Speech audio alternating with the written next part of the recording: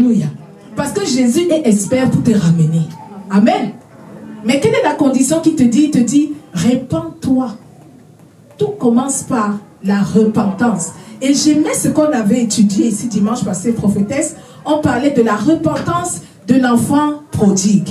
Et on a dit, cet enfant-là, quand il a réalisé qu'il était allé trop loin, alléluia, quand il a réalisé que la vie qu'il menait ne ressemblait pas à ce à quoi il était destiné. Amen. La Bible dit, il a réalisé. Et je prie qu'aujourd'hui, une femme réalise que la vie que tu vis n'est pas la vie que Dieu a pour toi. Alléluia. Amen. Il y a mieux que ça pour toi. Qui croit en cela? Amen. Pourquoi tu crois en cela? Je veux comprendre. Sur quoi est basée ta foi en cela? Qu'il y a mieux que ça pour toi. Qu'est-ce que Jésus te dit? Dans Jérémie 29, verset 11. Je connais les projets que j'ai pour toi. Alléluia. C'est quel genre de projet? Des projets de bonheur et non de malheur. Donc si tu te trouves dans un projet de malheur, tu te trouves dans un cauchemar de vie, dans un mauvais rêve, réveille-toi vite. Alléluia. Sois éclairé et sache que ça, ce n'est pas le projet de Dieu pour toi. Amen.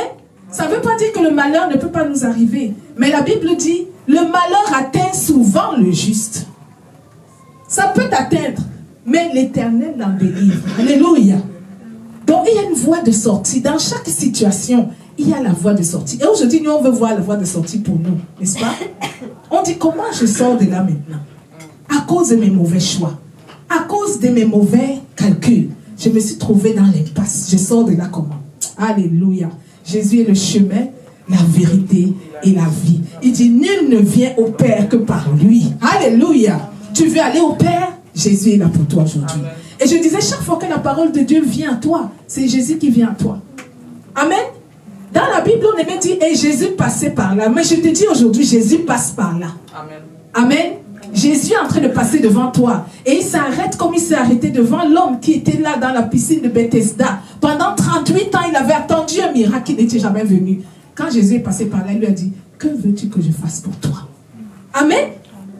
Jésus te demande aujourd'hui, que veux-tu? Jésus est tellement intéressé par ta motivation.